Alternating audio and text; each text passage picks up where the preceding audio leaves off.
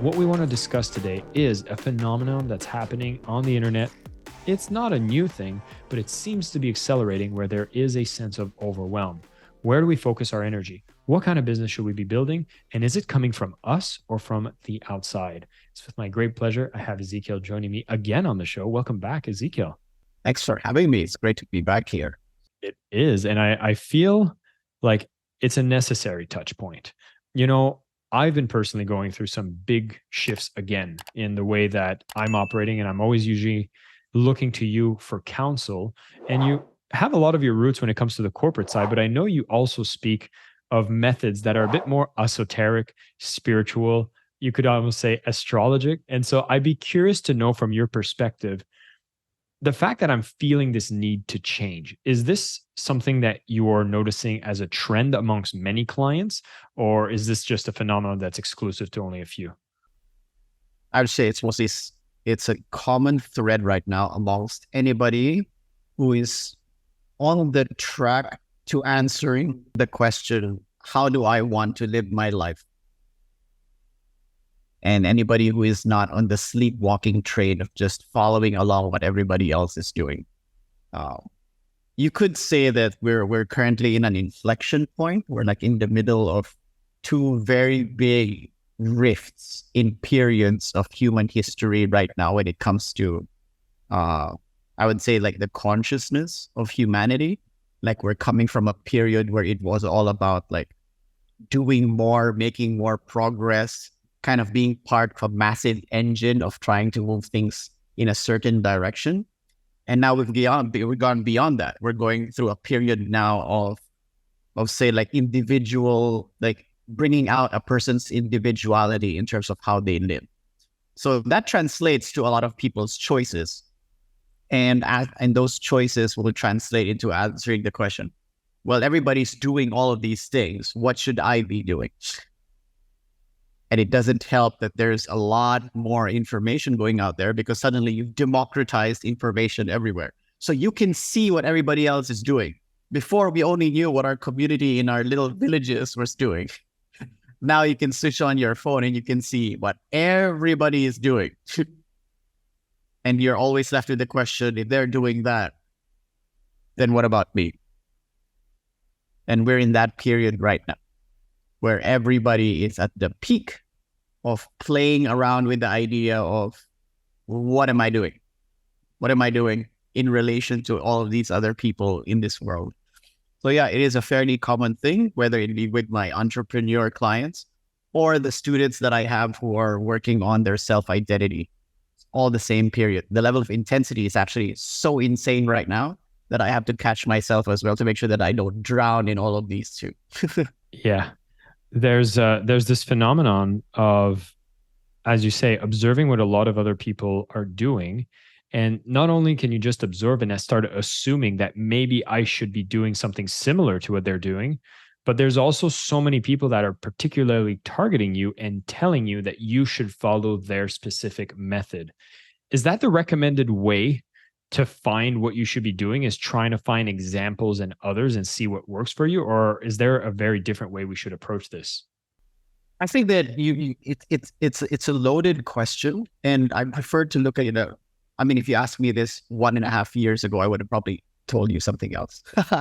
But now I'm at a point where I start looking at people as children growing up. Even though we're an adult body, the way the way we operate and the way we think might not be in a correct correspondence to our physical age. If you are like we see these people who are much older than us, and you can see that, man, these people really know what they're doing. Like they know what they want and they're doing it. They're living the lives like that. That's what I consider adults. The people who are running around, chasing around, constantly wondering, what am I doing? And kind of fairly hedonistic thrill seekers, even if they're in their 40s or 50s, they're not really adults yet. And then from a consciousness standpoint, because they haven't chosen their path. Now, the thing with today's world that you're talking about is that, imagine this, everybody suddenly has a microphone. And everybody who's done something that has made them money is talking on that microphone saying, this is what I did. Because the more they talk about this is what I did, it also brings them more money. So they're actually financially incentivized to preach about their own process. But what they're not talking about is that process only worked for you because it's you. You're a combination of your behavioral patterns, your traumas, your motivations, your dreams, your education, and your personality. And that's why those methods work for you. But nobody wants to say that publicly, because if they say that, it's basically saying, I did this, it's cool, might not work for you, you're going to have to figure yourself out. Very unsexy in social media. Whereas the real answer is, I need to dig down here and figure out, what am I good at? What am I motivated by? What are the ways that I get gifts in the world? And can I freaking use that in the world to give value to people? And maybe I can look around and ask, okay, I have this problem on social media. Has anybody done that? I have this problem with legal and lawyers. Does anybody have that? You can get reference for the tools that people are using, but you cannot copy their direction. Mm. But everybody else online, especially, they're saying that I figured out, if somebody sells you a book and it's supposed to give them more money, or it's leading to more, they're trying to lead you to more money, I probably will not read that, because I know that is highly specific to them. So that's kind of where it is right now. And more people are trying to be entrepreneurs, just saying I'm just going to copy what this guy is doing. It's like, no, it's not going to work for you in the long run. It's interesting because there's a relief that we're looking for. It seems like whenever I'm seeing someone is doing something right, there's this constant anxiety and self-doubt that, oh my God, is what I'm doing the right thing that I'm doing? And if only somebody could show up and just tell me, this is what you can do. The moment someone on social media preaches with that level of confidence, which again, they're incentivized to preach with that level of confidence, then you're automatically drawn like moth to the flame, because you're like, thank you for saving me from the pain and the anxiety of indecision. And somebody that speaks with confidence can just take my hand and tell me, do it this way. I mean, that's really the point, right? It's like, you're telling me that you want to learn how to live your own life, and yet you're on social media asking for somebody to validate your life choices, whereas they have no business validating your life choices because they're not you. Ooh. It's kind of weird, but we do that all the time because we're all craving for that. Somebody to tell us, you're doing all right. You're doing the right thing. It's like, yeah. So you hold left on, your Ezekiel, parents. because right now, what happens is you're saying this and I'm like, oh, I just had the wrong person to listen to. Ezekiel, tell me the way to do it. Exactly. It's like, which is why, no, you don't do that. You really don't do that. I would say that the real adults, I think, in the entrepreneurial world, actually, the way I look at it now, almost everybody who is thinking actively about how they want to live is somewhat entrepreneurial, because you're already trying to make something completely new anyway. You're trying to do it your own way. The only time you should be listening to somebody tell you what to do is if you can specifically ask them, hey, I'm trying to do this with my business, and I have this specific problem with this specific tool with what I'm trying to do. How would you solve that for me? Then you can listen to somebody's experience. But the moment it starts delving into decision-making of the direction of my business or direction of my life, oh God, no, you do not want to outsource that to anybody. It's so fascinating what you're saying, because, we've worked together with some clients, some mutual client that we actually at least did some service, which I'll keep anonymous for now. But I remember the key thing that we would do is actually try to understand the essence of the founder as the core thing, the core values of the organization, and where do they even want to steer that ship?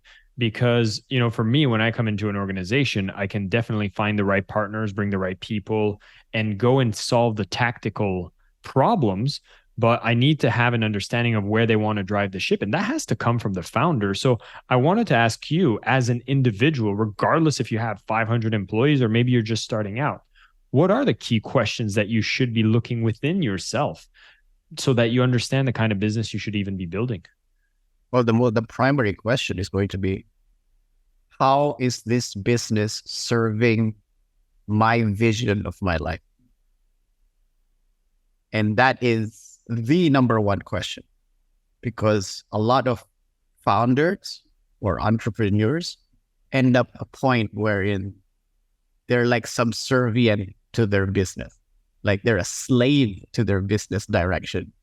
It's like, no, it's still the other way around. Business is a vehicle for you to be able to accomplish whatever life purpose or mission you have. And that also translates to the lifestyle that you want.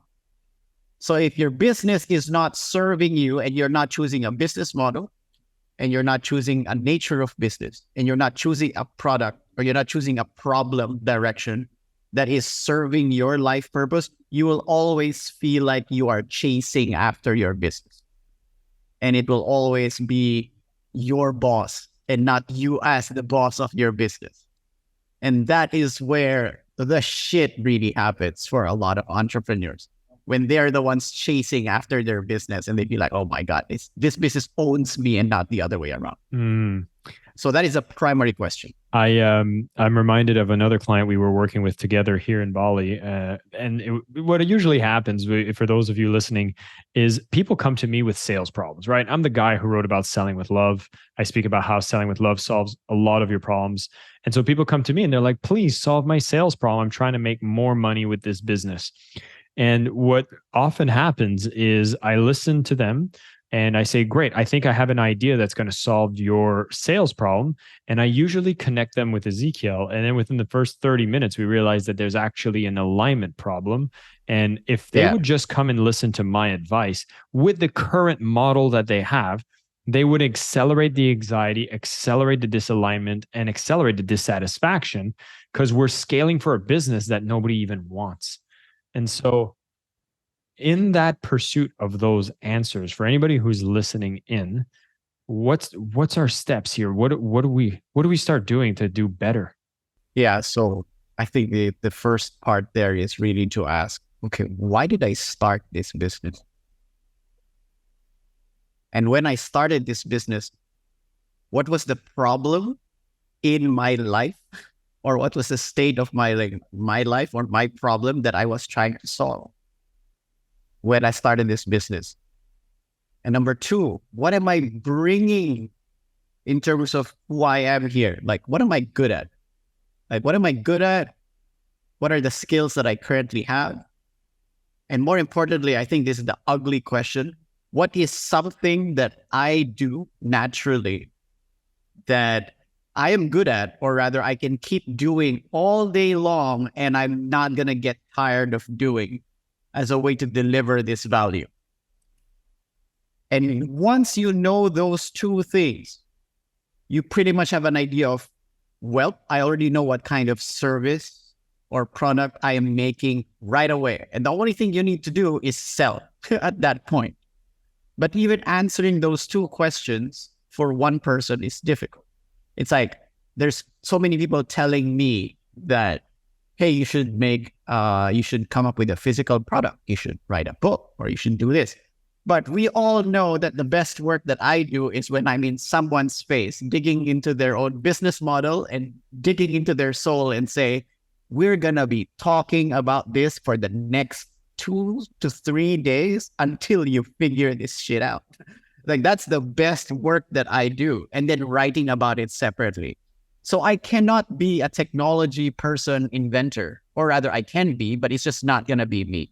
If I really wanted to go in that direction, then at least I know that I need to find somebody who is like that, who can pair with me. And that's the problem with like the client that we were helping out the other time. Those two questions in terms of what problem they wanted to solve and what was the innate gifts that they were bringing to the table among those founders were not clear. So they all wanted to take the business in different directions with very different products and models. And it was like pulling the business into like 3 or 4 different directions. And that's why they couldn't move forward. Granted that you are not just doing business for the sake of, I just want to make a lot of money and then sell this thing that I don't care. That's valid too. But we're not talking about that right now. Well, I mean, it's funny you say it's valid too, because you might realize that that is the answer to your question of what you want to do. Is I just want to, actually, it's true. I just want to roll my sleeve, make an F ton of money, and I'm ready to just pay the price for that. And I will sacrifice everything to do it. And that's just my purpose now. And it's, again, as you said, I could come in and be like, no, you have to be focused on impact. But actually, it's your choice. I mean, yeah, will it true, like, whatever it is you decide is you. And so I think that there is some validity to whatever it is you decide, as long as it seems like it's coming from you. And you know what I found most interesting with that client we worked with is that they were seeing a motivation gap within their team, a ripple effect. And they were like, how do I motivate my team? And we realized that the root cause was because there was lack of alignment with them. And so people could sense that, could feel that. And you know how I speak about sales and sales being an energy exchange. And when you're not in alignment, you're not selling. But when you are in alignment, oh, that's when the magic happens. Yeah, their problem was like, your team is not motivated because the 3 of you are not motivated. None of you are excited about running this business right now. If none of you are excited about running this business, how do you expect the people in your team to be excited about something that you guys are loathing to show up for every single day? It makes no sense. And it sounds obvious, but it's not. So it's almost like I've changed my perspective on business. I used to have a bit more, I used to have a bit more save the world kind of idea when it comes to entrepreneurship. But now I realize that, no. You have to be completely selfish in a good way if you really want to create a good business, because you need to be super excited and invested in what the business is doing and what you're doing inside it for it to perform. And the only way to do that is I need to be not lying to myself in terms of why I'm in this business and what kind of activities I'm doing. Like my role in this business has to be one that lights me up, because if it's not, it's going to tank. Because if I'm not in a good state, this business is not in a good state. It's funny because I know in the middle of this podcast, what you might not know as you're listening to this is that we do have a Selling with Love membership, and we're running an experiment right now where people can actually experience the membership for absolutely free by signing up to a trial. So simply go to access.sellingwithlove.com and you'll be able to tune into some of these live conversations and even ask your questions. For example, we have one of our members, Brooke, was asking about the fact that, well, what about when I have more than one thing that I'm good at? Is it okay, or do I need to get more specific? And I think I have a thing I would love to share is like, even the fact that you're asking that advice externally, I think kind of breaks the model that you're speaking about. Is like, whatever we say can't answer it for an individual. Is that correct? Yeah, you can't answer it. Like, look, you're in this life only once. You're going to have to find a way to scratch all of those itches that make you feel whole as an individual. Not everybody, here's the paradox. Not everybody is meant to just do one thing in this world and be fulfilled. No. Everybody talks about this, about find your one thing. There is no one thing. You are a multifaceted individual. And that is something that I think a lot of people need to hear, that you don't have to spend your entire life trying to find a business that is like, this is my one thing. No, it's not. You're a parent, you're a friend, you're a partner, you're a musician, you're an artist who happens to also have a business, like maybe 2 or 3. It's okay. And that's the only way. It's very much of a sobering conversation because, again, if you go online and you go to one, stream of thoughts, it's like somebody saying you got to focus on one thing, one product, one channel, one niche, all of that. And then you go listen to somebody else and it's like, you got to have multiple streams of income. And then you're just stuck and paralyzed. But again, Yeah. it's coming back to those questions on what is aligned to you.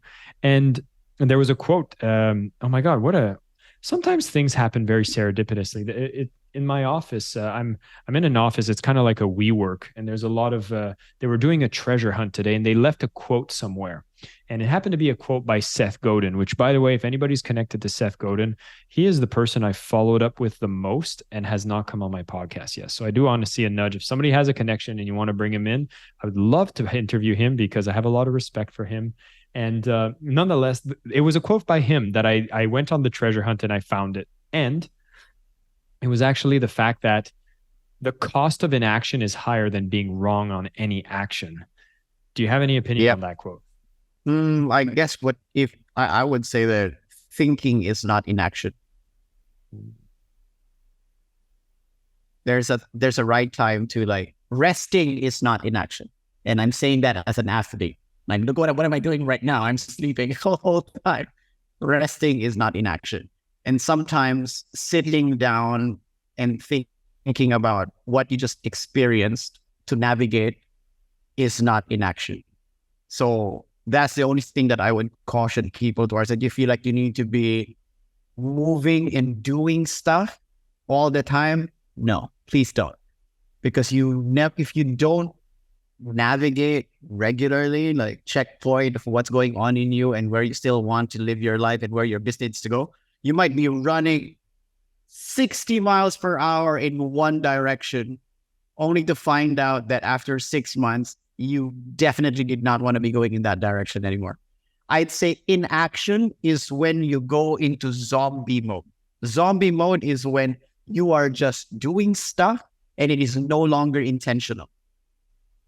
You're just going through the motions every single day in your business.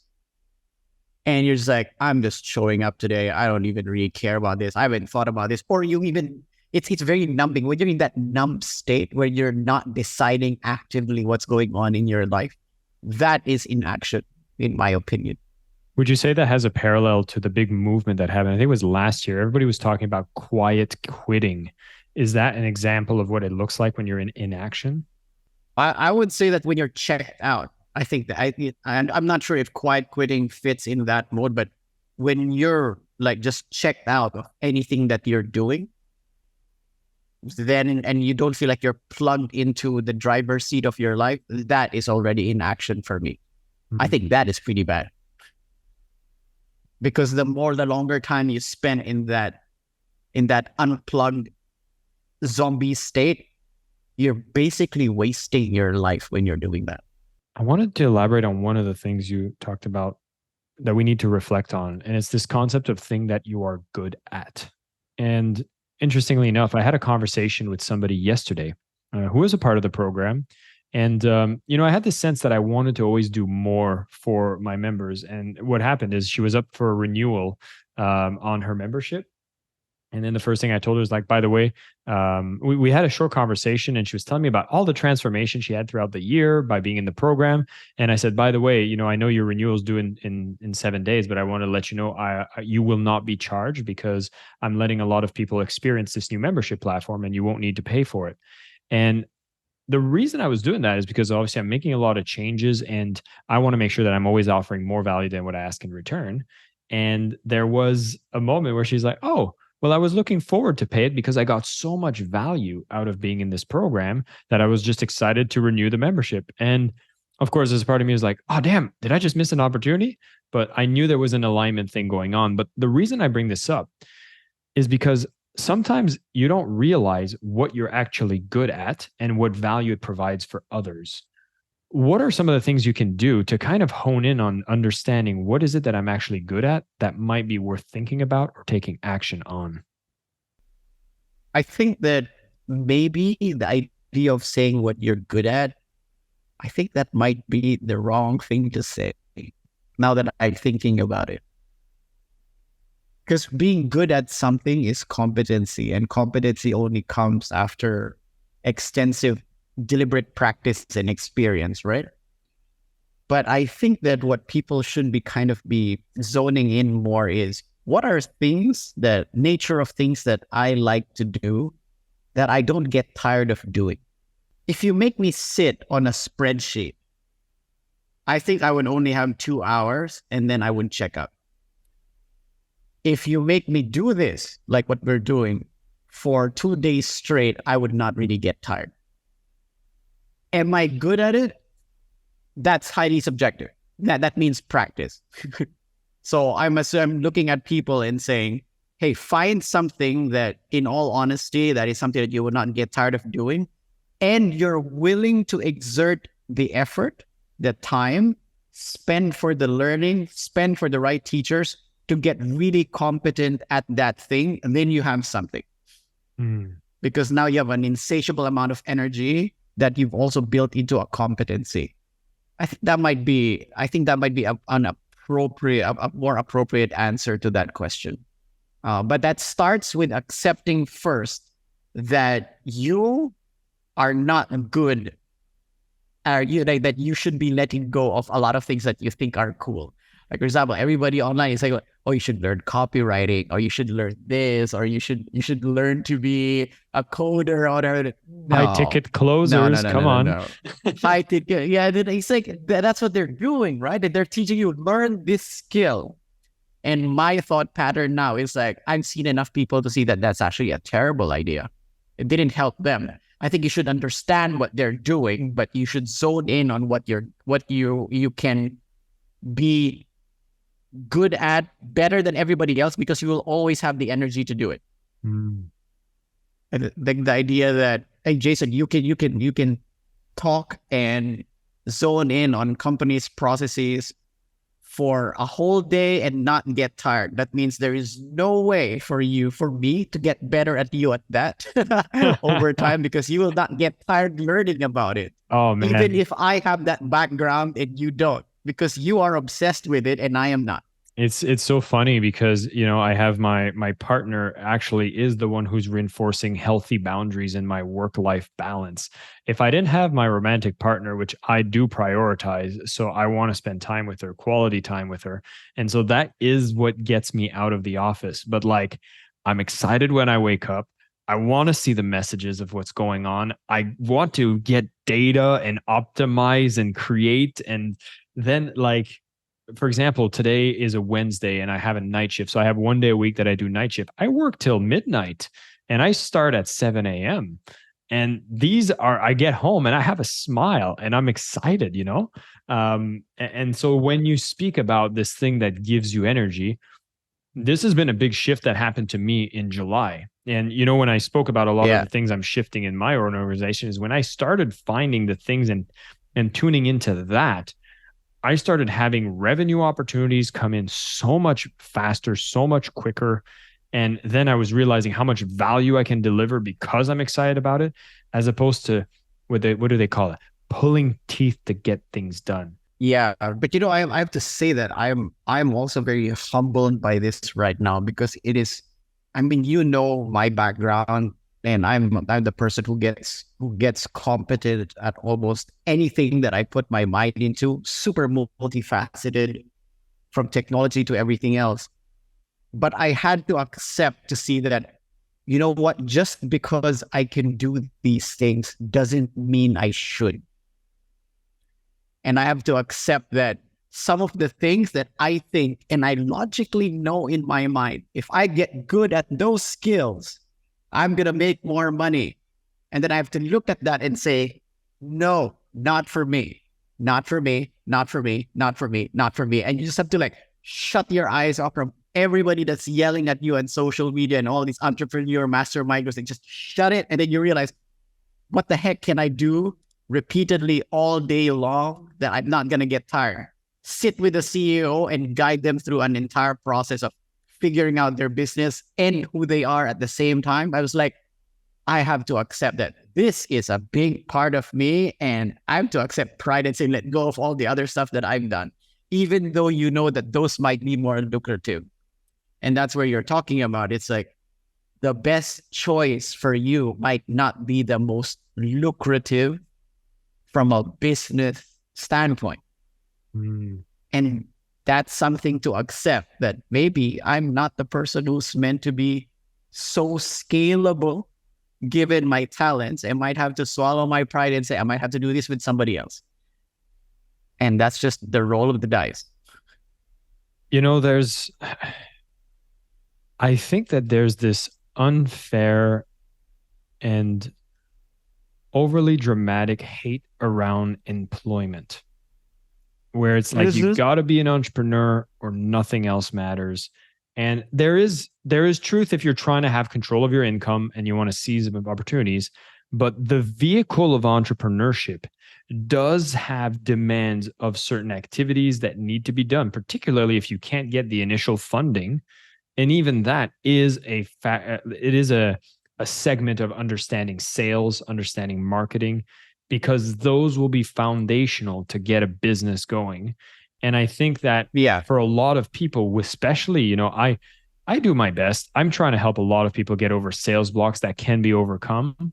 And for that, if you're willing to go and develop that because you really want to build the business vehicle, which is entrepreneurship, you'll need those skills. And I'm doing my best to help as many people cross that line. But for some, it's just not something that they plan to overcome, want to overcome.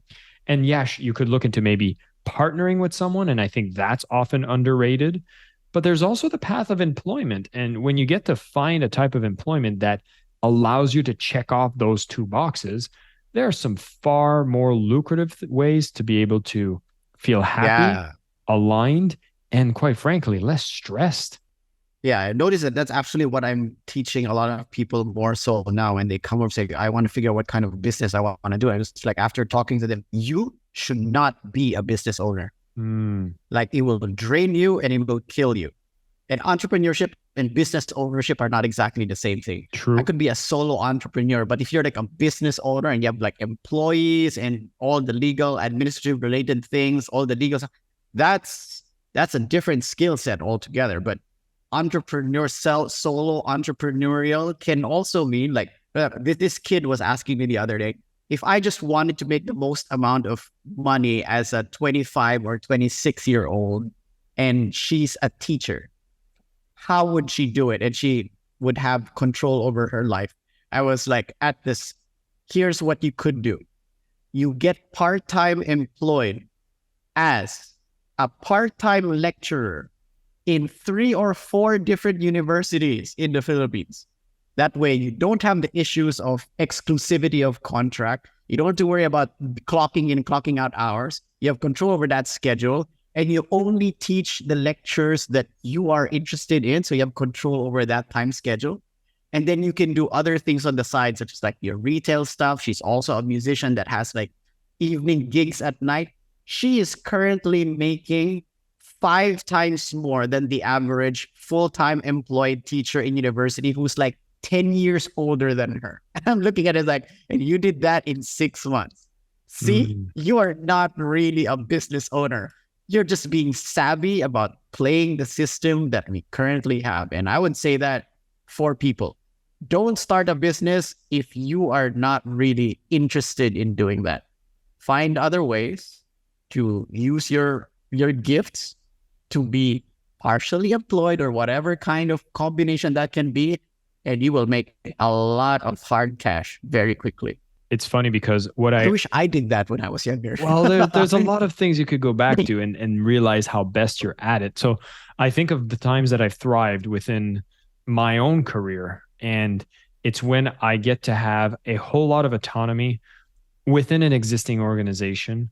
And then I get to innovate, deploy, and move fast within a vehicle that has existing assets. And now it's so funny because I do have an understanding of entrepreneurship and I do have an enjoyment for it. But what I've realized as far as my offer is offering myself in fractional employment positions as an interim CEO.